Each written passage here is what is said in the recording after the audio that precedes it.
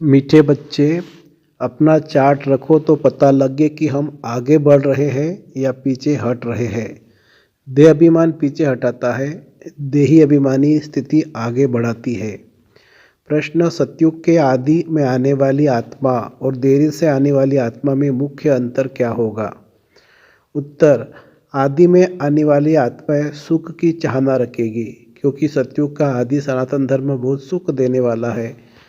देरी से आने वाली आत्मा को सुख मांगना आएगा ही नहीं, वह शांति शांति मांगेंगे। बेहद के बाप से सुख और शांति का वर्षा हर आत्मा को प्राप्त होता है। ओम शांति।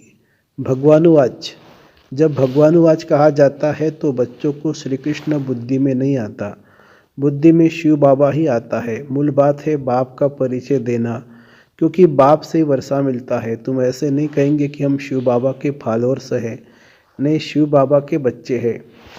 हमेशा अपने को बच्चे समझो, और कोई को यह पता नहीं है कि वह बाप, टीचर, गुरु भी है। तुम बच्चों में भी बहुत है जो मूल भूल जाते हैं। यह याद रहे तो भी अहो सौभाग्य। बाबा को भूल जाते, फिर लौकिक देह के संबंध याद आ जाते हैं। वास्तव में तुम्हारी बुद्धि से और सब निकल जाना चाहिए, एक बाप ही याद रहे।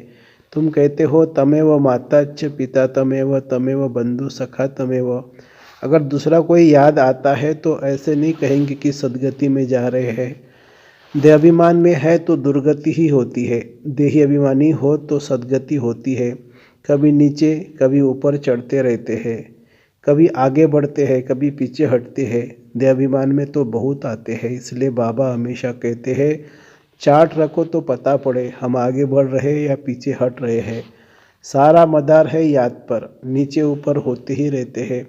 बच्चे चलते चलते थक जाते हैं, फिर रड़ियाँ मारते हैं। बाबा यह होता है, याद भूल जाती है। देह अभिमान में आने से ही पीछे हटते हैं, कुछ न कुछ पाप करते हैं। याद पर सारा मदार है, याद से आयु बढ़ती है, इसलिए योग अक्षर नामी ग्रामी है।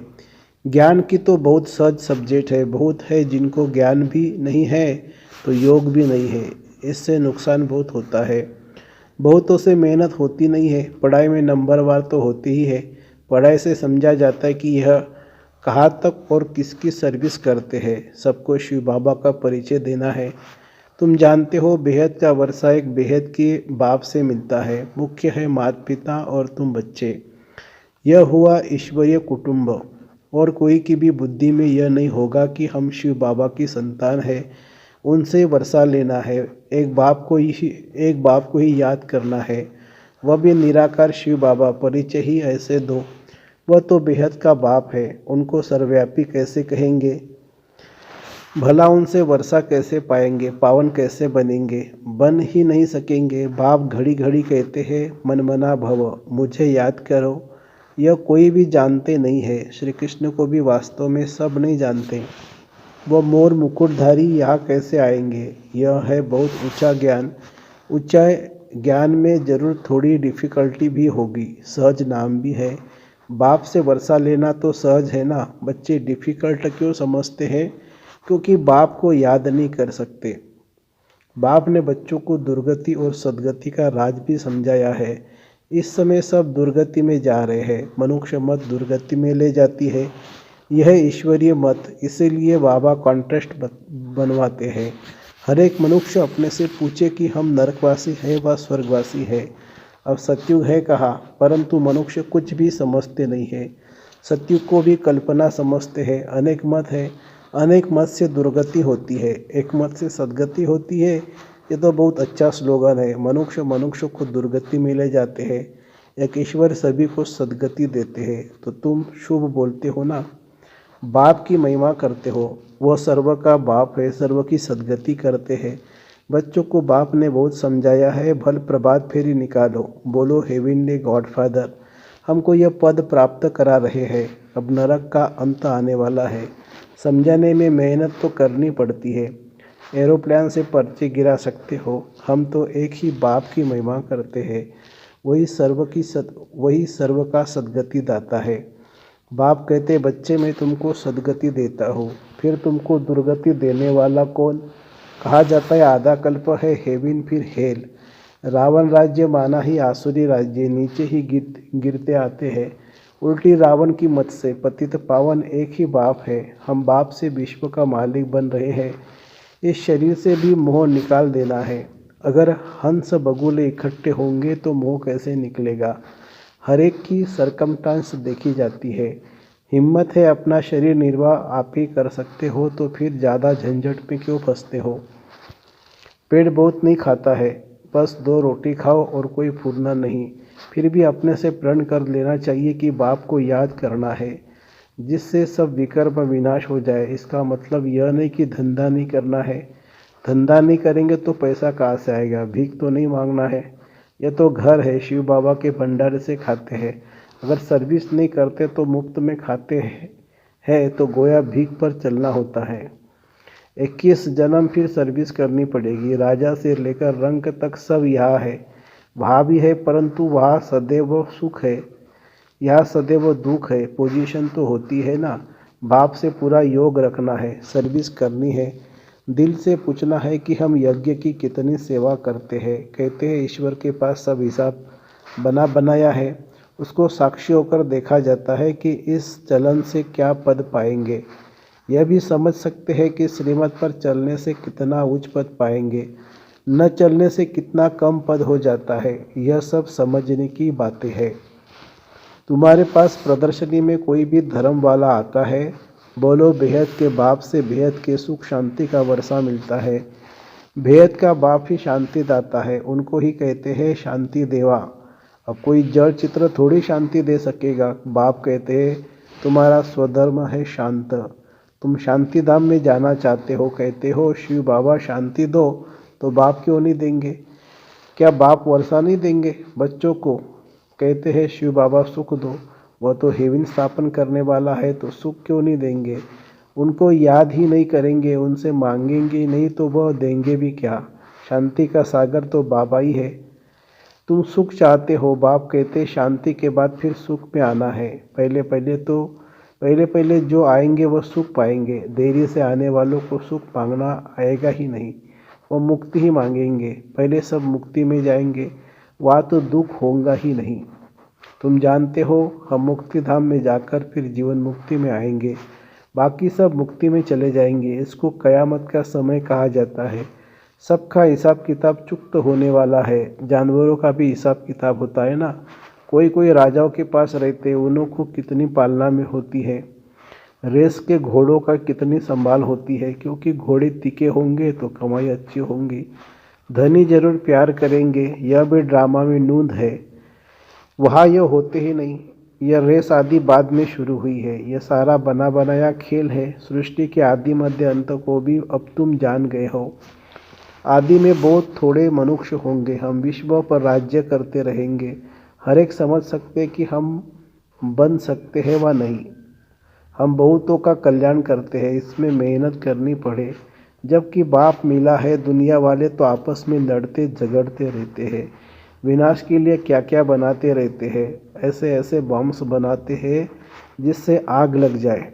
भंभोर को आग कोई कम थोड़ी लगेगी, बुझाने वाला कोई रहेगा नहीं।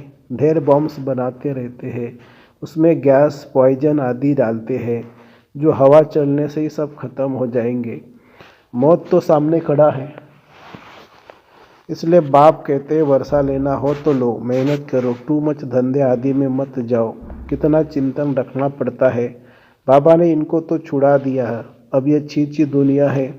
तुम बच्चों को बाप को याद करना है, जो तुम्हारे विकर्म विनाश हो, और बाप से वर्षा ले ले वे बहुत प्यार से याद करना है। लक्ष्मी नारायण का चित्र देखने से ही दिल खुश हो जाता है।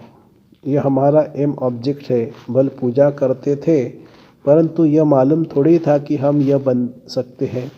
कल पुजारी थे, आज पूज्य बन रहे हैं। बाबा आया तो पूजा छोड़ दी। बाप ने विनाश और स्थापना का साक्षात्कार कराया ना। हम विश्व के मालिक बनते हैं। ये तो सब खत्म होना है, फिर हम क्यों न बाप को याद करें। अंदर में एक की ही महिमा गाते रहते हैं। बाबा आप कितने मीठे हो। तुम जानते हो हम सब आत्माओं का बाप वह एक ही है, उनसे ही वर्षा मिलता है। हम भक्ति मार्ग में उनको ही याद करते थे। अब परमधाम में रहने वाला है, इसलिए तो उनका चित्र भी है। अगर आया ना हो तो चित्र क्यों होता। शिव जयंती भी मनाते हैं, उनको कहा ही जाता है परमपिता परमात्मा, बाकी तो सबको मनुष्य या देवता कहा जाता है। सबसे पहले आदि सनातन देवी देवता धर्म था, पीछे और धर्म हुए हैं। तो ऐसे बाप को कितना प्यार से याद करना चाहिए। भक्ति मार्ग में तो बहुत रड़ियाँ मारते हैं, अर्थ कुछ भी नहीं जानते। जो आया महिमा करते रहते हैं, अनेक स्तुतियाँ भी है। बाप की स्तुति क्या करेंगे, तुम ही कृष्ण हो, तुम ही व्यास हो, तुम ही फलाना हो। यह तो ग्लानि हुई, बाप का कितना अपकार करते हैं। ये बाप कहते हैं ड्रामा अनुसार यह सब मेरा अपकार करते हैं, फिर मैं आकर सर्व का उपकार सर्व की सद्गति करता हूँ। मैं आया हूँ नई दुनिया स्थापन करने, यही हार जीत का खेल है। 5000 वर्ष का बना बनाया ड्रामा है, इसमें जरा भी फर्क नहीं हो सकता। यह ड्रामा का राज बाप बिगर कोई समझा भी नहीं सकता। मनुष्य मत तो अनेक निकलती रहती है, देवता मत तो मिलती ही नहीं है। बाकी है मनुष्य मत, हर एक अपना अकल निकालते रहते हैं। अब तुमको और कोई को भी याद नहीं करना है, आत्मा सिर्फ अपने बाप को याद करती रहे। मेहनत करनी है, जैसे भक्त भी मेहनत करते हैं, बहुत श्रद्धा से भक्ति करते हैं, वैसे वो भक्ति है तुम्हारी। फिर है ज्ञान की मेहनत, भक्ति में कम मेहनत करते हैं क्या। गुरु लोग कहते हैं रोज़ 100 माला फेरो, फिर कोठरी में बैठ जाते हैं, माला फेरते फिरते घंटा लग जाता है। बहुत करके राम राम की धुनी लगाते हैं। यहाँ तो तुमको बाप की याद में रहना है, बहुत प्यार से याद करना है। कितना मीठे से मीठा बाबा है, सिर्फ कहते मुझे याद करो और दैवी गुण धारण करो। खुद करेंगे तब दूसरों को भी रास्ता बताएंगे। बाप जैसा मीठा और कोई हो नहीं सकता। कलप के बाद तुमको मीठा बाबा मिलता है, फिर पता नहीं ऐसे मीठे बाप को क्यों भूल जाते हो। बाप स्वर्ग का रचिता है तो तुम भी जरूर स्वर्ग के मालिक बनते हो, परंतु कट माने जंग को उतारने के लिए बाप को याद करो। न याद करने की ऐसी कौन सी मुसीबत आती है, कारण बताओ। क्या बाप को याद करना डिफ़िकल्ट है। अच्छा, मीठे मीठे लक्की सितारों प्रति माता पिता बाप दादा का याद प्यार और गुड मॉर्निंग। रूहानी बाप की रूहानी बच्चों को नमस्ते। हम रूहानी बच्चों की रूहानी माता पिता बाप दादा को याद प्यार, गुड मॉर्निंग और नमस्ते बाबा नमस्ते। धारणा के लिए मुख्य सार, शरीर निर्वाह अर्थक कर्म जरूर करो, लेकिन टू मच झंझटों में नहीं फंसना है। ऐसा चिंतन धंधे आदि का न हो जो बाप की याद ही भूल जाए। अनेक मनुष्य मतों को छोड़ एक बाप की मत पर चलना है, एक बाप की महिमा गानी है, एक बाप को ही प्यार करना है, बाकी सबसे मुंह निकाल देना है। वरदान, बेहद की वैराग्य वृत्ति द्वारा पुराने संस्कारों के भार से सेफ रहने वाले मास्टर नॉलेजफुल भव। पुराने संस्कारों के कारण सेवा में व संबंध संपर्क में विघ्न पड़ते हैं। संस्कार ही भिन्न भिन्न रूप से अपनी तरफ आकर्षित करते हैं। जहाँ किसी भी तरफ आकर्षण है वह वैराग्य नहीं हो सकता। संस्कारों का छिपा हुआ अंश भी है तो समय प्रमाण वंश का रूप ले लेता है, परवश कर देता है। इसलिए नॉलेजफुल बन बेहद की वैराग्य वृत्ति द्वारा पुराने संस्कारों संबंधों पदार्थों के वार से मुक्त बनो तो सेफ रहेंगे। स्लोगन है, माया से निर्भय बनो और आपसी संबंधों में निर्माण बनो। माया से निर्भय बनो और आपसी संबंधों में निर्माण बनो। अच्छा, ओम शांति शांति शांति।